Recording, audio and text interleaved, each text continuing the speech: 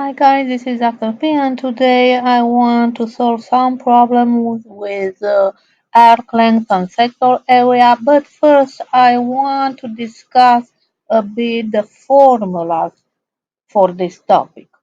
So if you have an arc or circle and you have also the radius r, you have also the angle that could be in radians or degrees. And just keep in mind, when you see theta, that means radians. When you see x, means degrees. Then you have two kind of formulas for the length of the arc. Depends if you are on radians or degrees.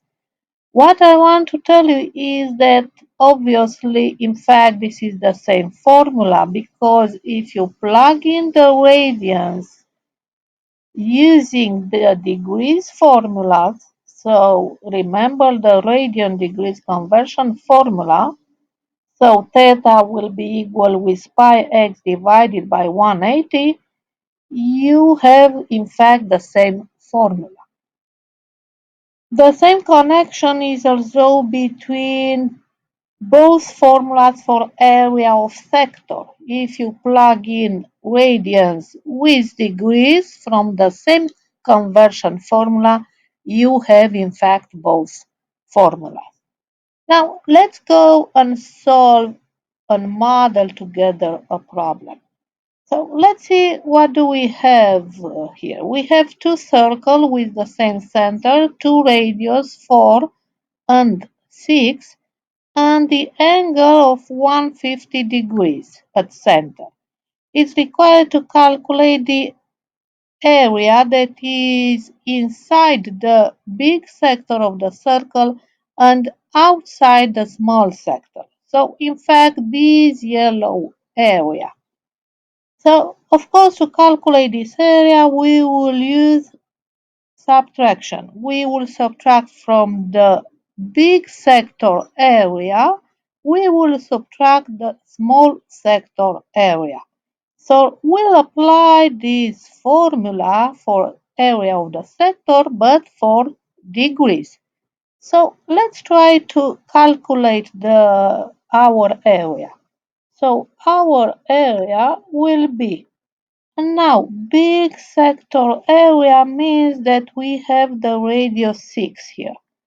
So it's pi times 6 squared times angle is 150 divided by 360 minus, and now the small sector area that is given by the same formula, but instead of radius, we will plug in 4, the small radius.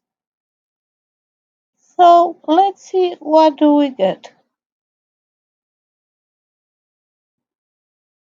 To calculate faster, we will use the common factor. We have pi, 150 and 360 are common factors.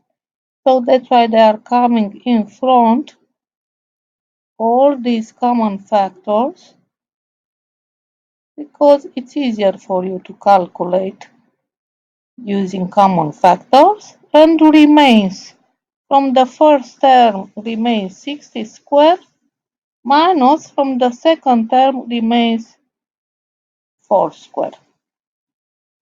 If we simplify now the first fraction by 30, we have the area equal. So simplify by 30, here remains 5. So it will be 5 pi over, simplify by 30 remains 12 times, and here we calculate the power, subtract, or we use a calculator, we have 20. And finally simplify by 4 and we get our final answer will be, now we will multiply, so 25 pi over 3. Thank you for watching this tutorial.